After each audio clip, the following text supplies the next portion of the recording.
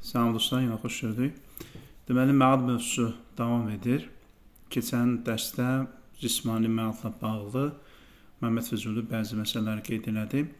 Burada məadı inkar edənlərin arqumentlərinə Füzuli toxunur və onları cavablandırmağa çalışır.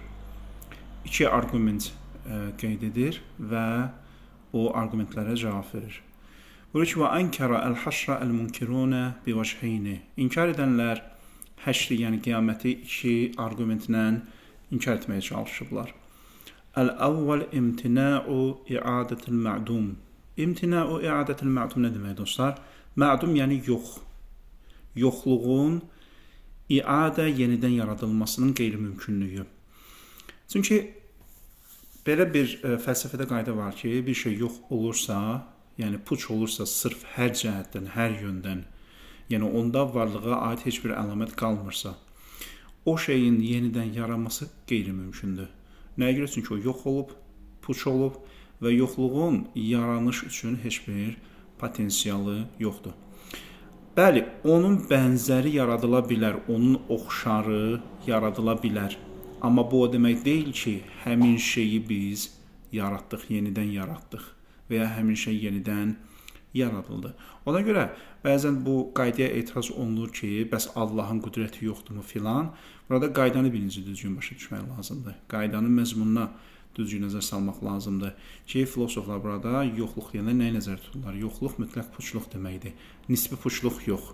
Baxın, mütləq yoxluqla nisbi yoxluq arasında fərq var. Burada mütləq yoxluqdan söhbət gedir və mütləq yoxluğu ki, orada varlığa aid heç nə yoxdur, onun yenidən yaranması qeyri-mümkündür. Və bəziləri bu qaydaya istinadən deyiblər ki, qiyamət, yəni baş tuta bilməz nəyə görə? Çünki dünya məhv olur, hər şey məhv olur və orada varlığa aid heç nə qalmır və olan təqdirdə həmin varlığın yenidən yaranması ki, biz yaranandan sonra deyək ki, bax bu həminkidir, əvvəlkidir, yox olmuşdu, puç olmuşdu, məhv olmuşdu, indi yenidən yarandı. Deyirlər ki, belə bir şey qeyri-mümkündür. Qalu innal ma'duma nafyun mahdun laysa lahu huviyyə thəbitə. Və bunlar deyiblər ki, yoxluq puçluqdur, sırf puçluqdur, onun heç bir sabit yönü, tərəfi yoxdur. Fələ yasihhu alayhi el-hukm bi imkanil avdə. Buna görə də onun yenidən yarana biləcəyini demək bu qeyri-mümkündür. Bu birinci dəlil idi. Vəl-axar imtina'u el-ma'ad el-cismani. İkinci irad budur ki, bəzilər deyiblər ki, cismani məad qeyri-mümkündür. Niyə? Belə bir məşhur irad ortaya atıblar. Qalu law akala insanun insanan. Məşhur bir dəlildir bu, kəlam kitablarında çox müzakirə olunur. Əgər bir insan başqa bir insanı yesə, fəsara cuz'ul ma'kul minhu cuz'an fil-akil. Və o yeyənin bədəninin bir parçasına çevrilsə, istihalət i'adətuhuma təməmən. Belə olan təqdirdə hər ikisini kamil formada geri qaytarmaq, yenidən yaratmaq qeyri-mümkün olacaq. Nə deməkdir bu? Bir insan başqa bir insanı yeyir tutalım. İndi bu yemə müxtəlif şəkillərdə ola bilər. Var bəziləri kimi tutalım, insan əti yeyir, bunlar birbaşa insan yeyir, insanla qidalanırlar. Amma bəzən isə fərqli dolay yolla olur. Tutalım, bir insan ölür, onun bədəni torpağa qarışır, çürüyür və o müxtəlif bitki, meyvə tərəvəz formasından yenidən meydana gəlir və insanlar onu yeyir və bu formada dolayı yolla o yeyən insanların bədəninin bir parçasına çevrilir. Belə olan təqdirdədir, əgər bir insan başqa bir insanı dediyim formalarda yesə, o yeyilən insanın bədəninin bir hissəsi o yeyənin bədəninin bir hissəsinə çevriləcək. Aydındır. Qiyamətdə Allah bu ikisini də dirildəndə necə diriləcək? Əgər bu insanı hansı ki yeyib kamil surətdə diriltmək istəsə, o yeyilənin gərək bədənin bir hissəsini bunda dirilsin. O zaman o yeyilən naqis formada diriləcək. Əgər yox, onu kamil formada, yeyiləni kamil formada diriltmək istəsə, gərək bu yeyənin bədənindən bir hissəsini qaytarsın ona. Niyə? Çünki bu yemişdi axı onu və onun bədəninin bir hissəsinə çevrilmişdi. Belə olan təqdirdə gərək bu yeyənin bədəninin bir hissəsini qaytarsın öz əsli sahibinə, əsas sahibinə və bu zaman bu birisi yeyən onun bədəni naqis formada diriləcək. Dolayısıyla belə bir problem ortaya çıxacaq. Hər bir halda hər ikisini də kamil surətdə diriltmək bu qeyri-mümkün olacaq. Ona görə cismani məad qeyri-mümkündür və bu irada əsasən bəziləri deyiblər ki, məad yəni ruhani olsun, cisimlə əlaqəsi olmasın. Çünki cisimlə əlaqəli olsa bu problemlərlə biz üzləşəcəyik. Bu iradlar idi, 2 dənə irad idi. İndi cavaba baxaq. Füzuli necə cavab verir bunlara? Əcəbu anil əvvəl. Belə cavab veriblər. Füzuli daha çox bunu sanki başqalarının rəyini nəql etmiş görsənir. Füzuli, məsələn, bəzi kitablarda yazılır ki, mən deyirəm, qultu ilə başlayır. Qultu, mən deyirəm ki, cavab filan-filandır. Amma Füzulinin cavablarında biz daha çox nəql görürük. Yəni, deyirlər, belə dedilər, belə cavab verdilər və s. Sanki öz rəyi kimi yox, başqalarının rəyini burada qeyd edir. Əcəbu anil əvvəl. Birinci irada belə cavab verirlər. Birinci irad nə idi? Yəni, bir şey yox olursa, o şeyi yenidən yaratmaq qeyri-mümkündür. Bi-ənə itlaqə adəmi səhhətil hükmü aleyhi hükmun aleyhi. Birinci cavab budur ki, bir şey barəsində biz danışırıqsa, bir şey haqqında biz mühakimə yürüdürüksə, deməli, o heç vaxt puç ola bilməz, o heç vaxt yoxluq ola bilməz. Aydındır? Fəkullu məhkumin aleyhi səbitun. Çünki biz bir şey barəsində danışırıqsa, onun barəsində hökm yürüdürük, mühakimə yürüdürük və barəsində mühakimə yürüdülən şey də nədir? Sabitdir. Aydındır? Baxın, Füzuli nə demək istəyir? Deyir ki, biz deyirik ki, tutalım, yoxluq belədir, qiyamət belə olacaq, dünya məhv olandan sonra diriləcək və s. və s. Biz onun barədə danışırıq. Deyirik ki, yox olandan sonra belə olacaq, məhv olandan sonra belə olacaq, belə hadisələr baş verəcək, filan şeylər yaşanacaq. Onun haqqında danışırıqmı? Aha. Biz bir şey haqqında danışırıqsa, bir şey haqqında mühakimə yürüdürüksə, o necə mütləq yoxluq ola bilər, necə mütləq puşluq ola bilər? Əgər o mütləq yoxluq, mütləq puşluq olsaydı, biz onun haqqında heç vaxt danışa bilməzdik. Onun haqqında danışa bilirsə, deməli, orada varlığa aid nəsə bir şey var. Füzulinin cavabı belədir. Leysə binəfyin mahd. Ona görə o mütləq puşluq deyil. Bu cavab nə qədər doğrudur, nə qədər doğru deyil, bunu müzakirə etmək olar. Nəyə görə? Çünki burada zehni müstəvidə danışmaqla xarici aləmə aid mühakimə yürütmək bunlar fərqli-fərqli şeylərdir. Çünki ona qalsa, biz Allahın şəriki barədə də danışırıq. Düzdür? Məsələn, biz Allahın şəriki olmadığını necə isbatlayırıq? Deyirik ki, Allahın şəriki ola bilməz, çünki Allahın şəriki olsa filan-filan xüsusiyyətlərə sahib olar, belə-belə nəticələr meydana gələr və s. Ona görə Allahın şəriki ola bilməz. Baxın, bizim zehni müstəvidə Allahın şəriki ilə danışmağımız o demək deyil ki, o xarici aləmdə də mövcuddur. Və bu, eyni ilə Füzulinin cavab verməyə çalışdığı qaydaya da keçərlidir. Biz yoxluq barədə, mütləq yoxluq barədə danışmağımız o demək deyil ki, o şey xarici aləmdə də onda varlığa aid nəsə var. Xeyr, biz ondan ancaq zehni müstəvidə danışırıq, təhlillər yürüdürük. Ona görə bu cavab təbii ki, qanuni cavab deyil. İkinci irada necə cavab verib Füzuli? Və anis-sani bi ənə lil-insani əczaən asliyyətən. Buyurur ki, insanın o yemək məsələsi, bir insan yeyir başqasını və onun bədənin bir parçasına çevrilir. Buyurur ki, hər bir insanın bir əsli hissələri var, parçaları var. İnnəmə yəştəmi'u yevməl bə'si tilkəl əczə. Və qiyamət günü həmin o əsli hissələr, əsas hissələr yenidən diriləcək. Nəinki o yeyilən hissə. Yəni, Füzuli demək istəyir ki, insanın bir əsas hissələri var bədənində, bir də əlavə hissələri var. O yeyilən onun əlavə hissələridir, amma o əsas hissə o heç vaxt yeyilmir. Fəcuz'ul mə'kuli minhu leysə fil əkili minəl əczail asliyyə. Baxın, burada da onu deyir ki, yeyən o yeyilənin heç vaxt əsas hissələrini yemir, qeyri əsas olan hissələrini yeyir. Ona görə bu qiyamətdə yenidən dirilməni heç vaxt, yəni cismani şəkildə dirilməni heç vaxt problemli bir məsələyə çevirmir.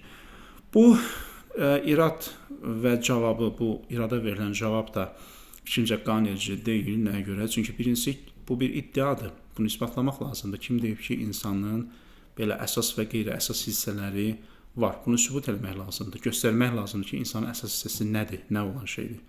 İkinci məsələ budur ki, nəticədə yenə də biz olduğumuz kimi dirilmirik. Çünki biz dünyadakı insana baxanda, o dünyadakı insanı həm o əsas, həm də qeyri-əsas hissələrlə bir yerdə görürük.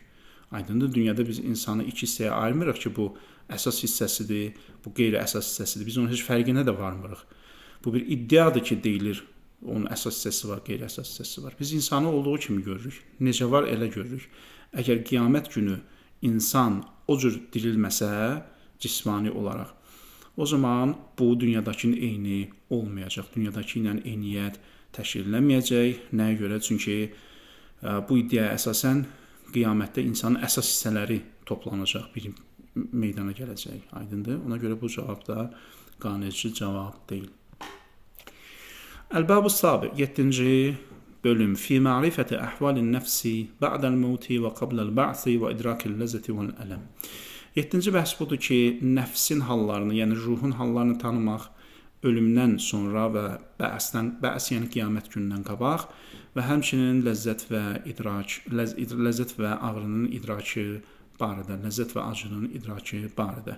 Deməli, 7-ci bölüm ruhun ölümdən sonra və qiyamətdən əvvəl həmçinin onun ləzzəti və acını necə dərk etməsi barədədir. Və huvə thəbitun səmən və aqlən. Buyurur ki, bu həm nəqli dəlillə, həm əqli dəlillə sabitdir.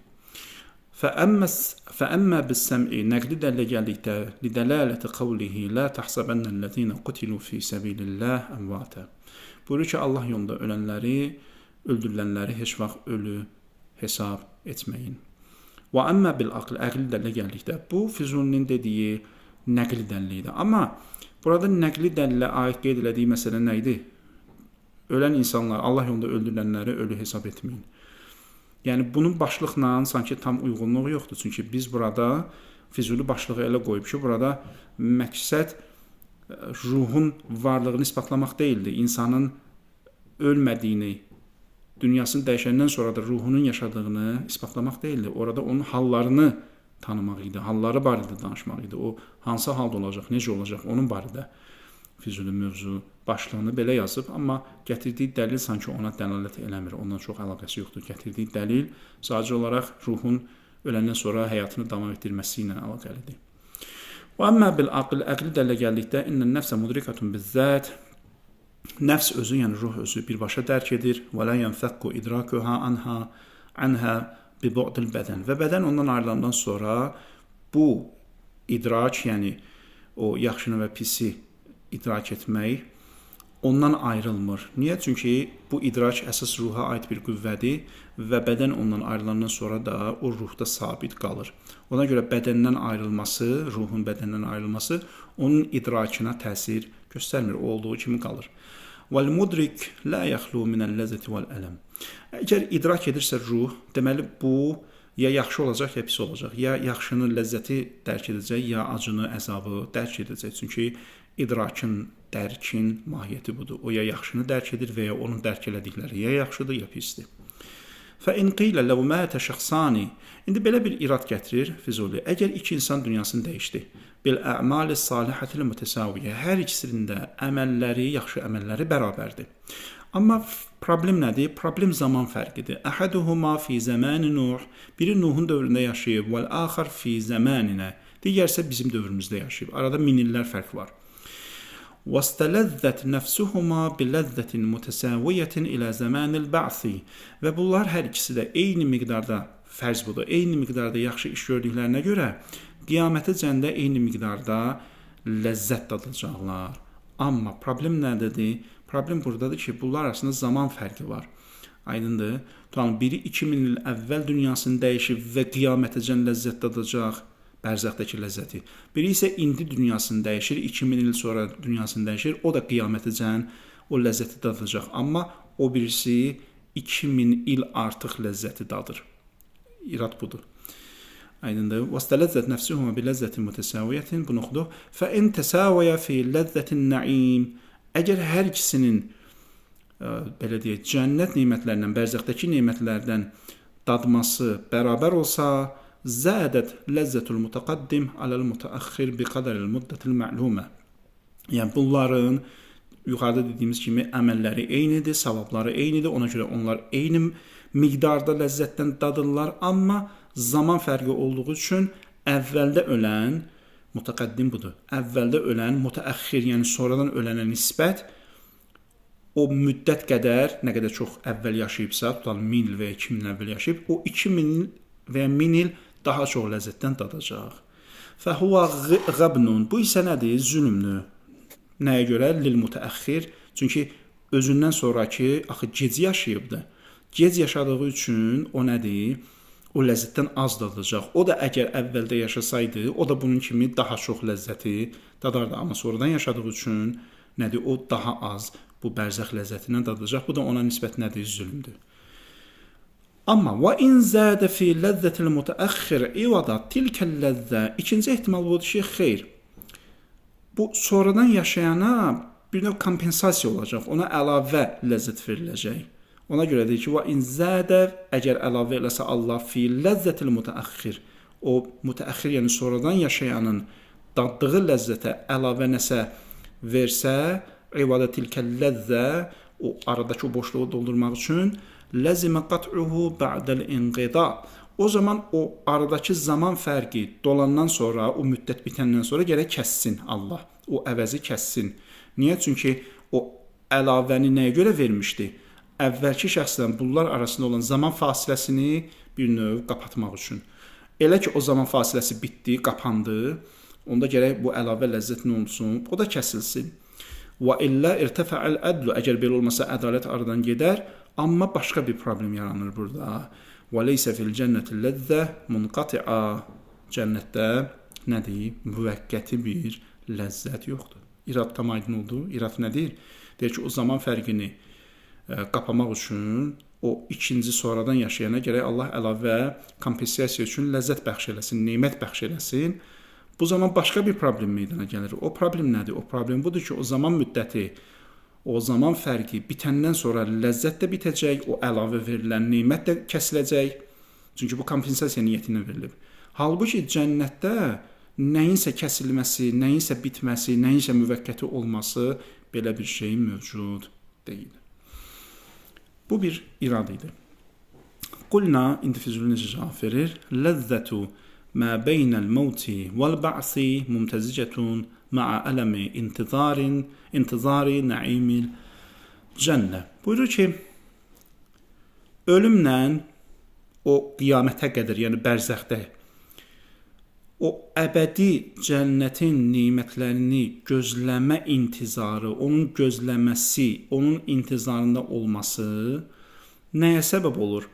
Bu ləzzətin hər zaman əzabla, əziyyətlə bir yerdə olmasına. Yəni sən yaxşı əməl sahibisən, gözəl. Bərzəxdəsən, Allah sənə o bərzəxin cənnətin nemətini daddırır. Amma bir tərəfdən sən o əbədi cənnəti gözləyirsən. Çünki sən hələ müvəqqəti cənnətdəsən və müvəqqəti cənnətin də ləzzəti mahiyyət etibarilə, keyfiyyət etibarilə, miqdar etibarilə qiyamətdə olacaq əbədi cənnətin keyfiyyətindən, miqdarından aşağıdır. Və sən düzdür o müvəqqəti ləzzətin içərisindəsən, amma əbədi ləzzətin intizarındasan və bu intizarda olmaq sənə nə verir? Əzab verir, ağrı verir. Ona görə Füzuli deyir ki, burada baxmayaraq ki, sən bərzəxdə cənnətdəsən, amma daim nədəsən? İntizardasan və bu intizar sənə əlavə əziyyət verir. Fələ yədxuləni fil cənnəti illə mütəsaviyeyni fil ləzzəti vəl ələm. Belə olan təqdirdə bu bərabərlik hasıl olur. Necə? Aha, görün Füzuli hardan məsələyə daxil olur. Deyir, baxmayaraq ki, arada 2000 il, məsələn deyirəm, fasilə var. Biri Nuh dövründə yaşayıb, biri indi yaşayır. Fərz edək ki, arada 2000 il, 3000 il fasilə var.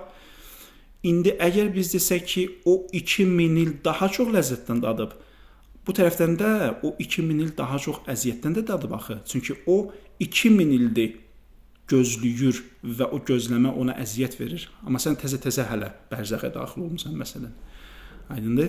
Ona görə o uzun müddət səndən qabaq onun bərzəxdə olması, səndən qabaq onun bərzəxin nemətlərindən dadması o demək deyil ki, o təkcə nemətlərin içərisindədir. O həm də qiyamətin intizarındadır və bu intizar ona əziyyət verir. Yəni o səndən 2000 il əvvəl ləzzət dadsa da, o 2000 il əvvəl səndən qabaq həmçinin nə dadır? Əzab və israf içərisindədir. Bunu da neynəyir? Nəzərə almaq lazımdır. Füzuli belə cavab verir. Bu, indi cavab nə qədər doğrudur, nə qədər yanlışdır. Ümumiyyətlə, bu iradın özü nə qədər məntiqlidir, bu ayrı bəhsdir. Yəni, fikrimcə, maraqlı və məntiqli bir irad deyil. Nədir ki, buna belə cavab verməyə ehtiyac yoxdur. Xülasə, o ayrı bəhsdir. Və qilə innəl ərvah izə fərqət əl-əbdən təvəccəhət iləs-səmə. Belə bir söz deyilib ki, ruhlar bədəni tərk edəndən sonra səmaya qalxarlar. Ləənnəhə ülviyyətun, çünki ora ülvi məqamdır, ruhlar da ülvi varlıqlardır. Fəminhə, o varlıqlardan, yəni ruhlardan bəziləri mə səbəqə minəl mə'siyyə, günahı tərk ediblər, sa'adə və səkənə alə məqamihi fil əflaq, və fələklərdə öz yerini tutublar. Bu qədim nəzəriyyədir ki, cənnət fələklərinin üzərindədir. Ona görə fələklərdən misal çəkir burada ki, ruhlar qalxırlar fələklərdə öz məqamlarında sakin olurlar. وَالْتَذَّ بِلَذَّةٍ غَيْرِ تَامَّةٍ إِلَى يَوْمِ الْمَعْلُومِ. Və orada qiyamətəcən tam olmayan ləzzətdən dadarlar. Bayaq dediyim kimi, bərzəxin ləzzəti nədir? Kamil ləzzət deyil. Ona görə qeyri-tammətin deyir. Tam olmayan, naqis ləzzətdən dadarlar. وَمِنْهَا, o ruhlardan bəziləri mə tələvvəsə bil-mə'siyyə, günahla çirkləniblər, mənəəthu əl-mələikətu anis-suudi anil-əflaq. Ona görə də mələklər onların o fələklərə, planetlərə qalxmasına mani olarlar, çünki ruhları çirklənib günahla. وَاسْتَقَرَّ فِي كُرَةِ النَّارِ مُتَأَلِّمًا. Və ona görə də onlar cəhənnəmdə qalarlar, əzab içərisində bi'ələmin qeyri təmin ilə yevmil məlum. Baxmayaraq ki, onlar cəhənnəmdə əzab çəkirlər, amma onların cəhənnəmdə çəkdikləri əzablar da tam deyil. Necə ki, cənnətdəkilərin, bərzəxdəki cənnətdəkilərin daddıqları neymət, ləzzət tam deyil, çünki həqiqi ləzzət, kamil ləzzət qiyamətdə olacaq, qiyamətdən sonra gediləcək cənnət olacaq. Bərzəxdəki cəhənnəmdə olanlar da çəkdikləri əzab, istirab, kamil əzab, istirab deyil. Onların çəkəcəyi kamil əzab, istirab da nə vaxt olacaq? Qiyamətdən sonra gedəcəkləri cəhənnəmdə olacaq. Və qilə, başqa bir söz də deyiblər ki, innəl ərvahə izə fərqət əl-əbdən. Belə deyiblər ki, ruhlar bədəni tərk edəndən sonra təstənisu əxyaruha mə əxyari ərvahi əhli dünya. Bu yaxşı ruhlar dünyadakı insanların ruhları ilə ünsiyyət qurarlar. Və tusaiduha fil xeyrat və təduru ma'aha. Həmin ruhlar dünyadakı yaxşı insanlar ruhları ilə ünsiyyət qurarlar, onlara yaxşı işlərdə kömək edərlər, onlarla bir yerdə olarlar. Və əşraruha, pis ruhlar isə mə'a əşraril ərvah, dünyadakı pis insanlar ruhlarla bir yerdə olarlar. Və tuavinuha fiş-şurur, və pis işlərdə onlara kömək edərlər. Və təduru ma'aha, bir yerdə olarlar. Vəl-əmru kəzəlikə iləl yevmil ma'lum, və qiyamətəcən bu hadisə, bu proses bu cür davam edər. Yəni, insan dünyasını dəyişdi, yaxşı insandır, ruhu qaydar gələr dünyaya, yaxşı insanlar ruhu ilə əlaqədə olarlar, ünsiyyətdə olarlar, onlara kömək edərlər. Pis insanların ruhları da gələr dünyada pis insanların ruhları ilə ünsiyyətdə olub, onlara pis işlə kömək edərlər. Bunlar hamısı rəydir, təbii ki, bunun dəlil sübutu yoxdur. Və sonuncu bəhs, məadla əlaqəli, əl-bəbu thəmin fil mizan və sirat və l-hisab. Mizan yəni tərəzi, sirat yəni körpü, hesab da hesab. Kulluha səbitətun fi züldir, hamısı sabitdir. Nəyə görə? Çünki Quran-ı Kərimdə bunun açıq-aşkar dəlilləri var. Li'annəha mustafadətun minəl xəbər sadiq. Xəbər sadiqdir bu. Yəni sadiq olan bundan xəbər verib. Quran-ı Kərimdə biz bunun ayələrini oxumuşuq. Burada bir dənə də söz deyil. Mə'a imtina'il aqli. Bu nə deməkdir? Yəni ağlın bunu qeyri-mümkün hesab etməsinin qeyri-mümkünlüyü ilə. Nə deməkdir bu? Bir var, biz gəlib deyirik ki, ağıl bu şeyi qeyri-mümkün hesab edir. İmtina'ul aql budur. Ağıl bu şeyi qeyri-mümkün hesab edir. Bir də var deyirəm ki, imtina'il aqli. Yəni ağlın bu şeyi qeyri-mümkün hesab etməsinin özü qeyri-mümkündür. Aydındır? Məsələn, əgər kimsə gəlib desə ki, belə bir şey qeyri-mümkündür əqlən, ağıl bunu qeyri-mümkün hesab edir, onun qabağında bu cür deyəcək ki, ağlın bunu qeyri-mümkün hesab etməsinin özü qeyri-mümkündür. Yəni, ağıl belə bir şeyi qeyri-mümkün hesab edə bilməz. Çünki bu, ümumiyyətlə, birincisi ağıl mövzusu deyil, ikincisi ağıl nəyə əsasən bunu qeyri-mümkün hesab edir. İmtina'il aql budur. Qalə ba'dul muhaqqiqin, bəzi muhaqqiqlər, araşdırmaçılar deyiblər ki, əd-dünya ibarətun an imtizacil ləzzəti vəl-ələmin ma'an. Dünya həyatı ağrı və acı və pilusda ləzzət və həzdən ibarətdir. İkisi bir yerdədir dünyada. Dünyada ləzzətlə acı bir yerdədir, qarışıq haldadır. Amma axirət necədir? Vəl-əxirətu ibarətun an ictima'i cəmi'il ləzzəti fi cənibin və cəmi'il ələm fi cənibin. Amma qiyamət belədir. Qiyamətdə belədir ki, ya bütün ləzzətlər bir tərəfdə cəm olub, ya bütün əzablar bir tərəfdə cəm olubdur. Da qiyamətdə qarışıqlıq yoxdur. Belə deyil ki, qiyamətdə də ağrı ilə, acı ilə, ləzzət və həzz bərabər olsun. Xeyr. Ya sən məhz xalis ləzzətin içərisində olacaqsan, ya da xalis əzabın içərisində olacaqsan. Fəl-əvvəl yüsəmmə bil-cənnə. Xalis əzab və xalis ləzzət, xalis həzzin olduğu məkan cənnət adlanır. وَهِيَ مَأْوَانْ لِلْمُؤْمِنِينَ bu möminlərin məkanıdır. وَالثَّانِ يُسَمَّى بِالنَّارِ Amma xalis əzab olan yer isə nədir? Cəhənnəm adlanır. وَهُوَ مَثْوَى لِلْكَافِرِينَ O isə nədir? Kafirlərin yeridir. وَالْمُعْتَزِلَةُ أَثْبَتُوا مَنْزِلًا آخَرْ بَيْنَ الْمَنْزِلَتَيْنِ Mu'təzilə isə bu ikisi arasında bir məqamın olduğunu deyiblər. Niyə? Dəliluhum onların dəlili budur ki, ənnəl iman la yudxilun nara. Buyurur ki, iman elə bir qüvvədir ki, o heç vaxt insanı cəhənnəmə daxil etməz. Bu Tusidə var, mühaqqiq Tusidə də var ki, imanı olan mütləq cənnətə düşəcək. Cəhənnəmdə də olsa bir müddət, amma mütləq cənnətə düşəcək. Ona görə deyir ki, iman cəhənnəmə daxil etməz. Vəl-ma'siyyətu la tudxilul cənnə. Günah da insanı cənnətə salmaz. Fələzimə ən yəkuna lil-mu'min əl-asi mənzil beynəl mənzilətən. Belə olan təqdirdə günahkar mömin üçün gərək nəzərdə tutulan bir orta məqam olsun. Niyə? Çünki onun imanı var, o iman onu qoymur cəhənnəmə getsin. Bir tərəfdən günahı da var, günah da onu qoymur cənnətə getsin. Bəs nə olacaq bu? Deməli, iman və günah qarışıq olan bir insanın, bir tərəfdən mömin olan, bir tərəfdən günah edən bir insanın gərək imanla küfrün ortasında bir məqam da olsun ki, o orada qərar tutsun. Aydındır, bu belə bir iddia ediblər. Vallahu a'lam. Füzuli deyir ki, ən doğrusunu Allah bilir. Belə dostlar, bu da məad barədə sonuncu dərs idi. Füzuli qeyd elədi. Burada Füzulinin fikirlərlə tanış olduq. Bəziləri dediyim kimi məntiqli dəlillərdir, məntiqli cavablardır. Bəziləri isə məntiqli deyil. Nə iradlar məntiqli deyil, nə də Füzulinin verdiyi cavablar məntiqli deyil.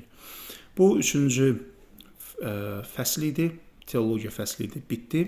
İnşallah sonuncu fəsil, kosmologiya fəsli gələn dərsdən onu başlayacaq və onu da bitirəndən sonra kitab bitəcək. Bugünü bu qədər, inşallah görüşənədək.